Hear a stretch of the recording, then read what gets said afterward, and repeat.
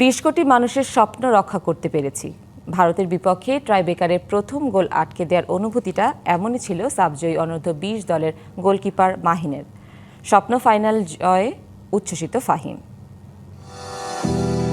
টাইব্রেকারে জয়সূচক গোল করেই দুই হাত প্রসারিত করে গ্যালারির দিকে ছুটলেন রোনান সুলিভান, যেখানে বাংলাদেশি সমর্থকরা উল্লাস করে চলেছেন। তাদের উদযাপনের সঙ্গী হলেন বাকি খেলোয়াড়, কোচিং স্টাফরাও। সাফ অনূর্ধ্ব-20 চ্যাম্পিয়নশিপের ফাইনালে প্রথমবারের মতো ভারতকে হারানোর উচ্ছ্বাস ছিল এমনই বাঁধনহারা। টাইব্রেকারের নায়ক গোলকিপার ইসমাইল হোসেন মাহিন। ভারতের প্রথম শট ডান দিকে ঝাঁপিয়ে পড়ে আটকে দেন তিনি। তরুণ এই গোলরক্ষক জানালেন সেই সময়ের অনুভূতি। আমি মনে করছিলাম যে 20 কোটি মানুষের স্বপ্নটারে আমি রক্ষা করতে পারছি। বাংলাদেশের হয়ে প্রথম শটে লক্ষ্যভেদ করেন মুর্শেদ আলী। জয়ের পর যিনি উচ্ছ্বাস প্রকাশের ভাষায় খুঁজে পাচ্ছিলেন না। খুবই এক্সাইটেড ছিলাম, খুবই এক্সাইটেড। কি বলবো, বলার মতো ভাষা নাই।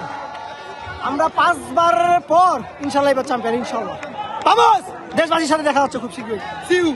টাইব্রেকারে জালের দেখা পাওয়া আব্দুল রিয়াজ ফাহিম অনুভব করছেন স্বপ্নের ফাইনাল জয়ের আনন্দ। স্বপ্নের ফাইনাল, আলহামদুলিল্লাহ। সবার আগে আল্লাহর কাছে লাখ লাখ শুকরিয়া। আজকে আমরা চ্যাম্পিয়ন হতে পেরেছি।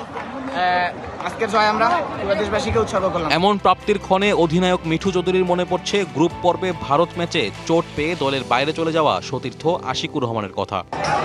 ফাইনাল জিতা মানে আমি 4 বছর ধরে এটা চাইতেছি, আল্লাহ আমাদেরকে দিছে আজকে, কিন্তু আমি একজনকে খুবই মিস করতেছি। কারণ আমার বন্ধু আশিক, আমি একসাথে ম্যাচ খেলছি ওর সাথে 4-5টা। 4 বছর ধরে ও থাকলে আরো বেশি আনন্দ হইতো, ওই নাই। তারপর আমি ওকে এই ট্রফিটা উৎসর্গ করতে চাই। নাইম হামিদ, ডিবিসি নিউজ।